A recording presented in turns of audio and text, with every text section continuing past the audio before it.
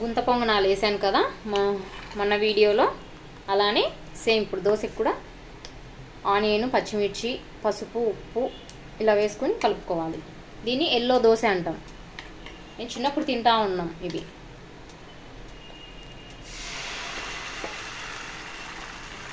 ఎక్కువ పలుచగా అనొద్దు.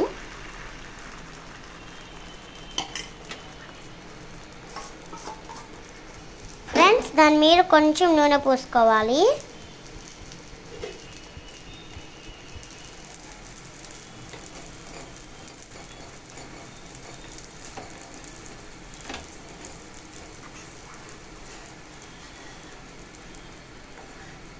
చాలా బాగుంటుంది దోశ, టేస్టీగా. చూడండి ఎలా ఉందో. లైట్గా ఆయిల్,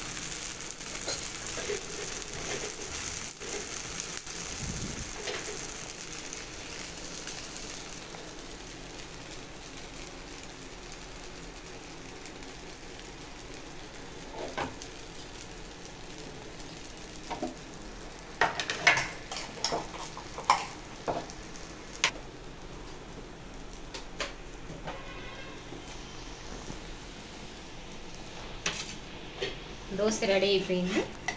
వేరే ప్లేట్లోకి తీసుకున్నాం. చూడండి,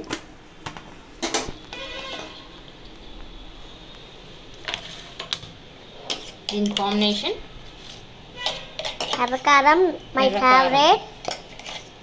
ఎర్రకారం. చూడండి ఫ్రెండ్స్, గుంత పొంగనాలు ఎలా ఉన్నాయి. అందులోకి నల్ల కారపొడి అండ్ ఎర్రకారం. చూద్దామా ఎలా ఉందో. చూడండి గుంత పొంగనాలు.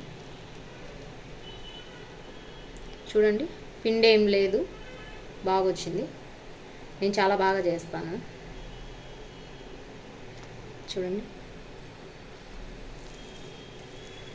వేడిగా ఉన్నాయి. టేస్ట్ చేస్తావా? ఎలా ఉంది? బాగా. నచ్చితే లైక్ చేయండి అబ్బా, సబ్స్క్రైబ్ చేసుకోండి. Bye bye. మళ్ళీ థ్రిల్లింగ్ వీడియోతో మళ్ళీ కలుస్తా. Bye bye.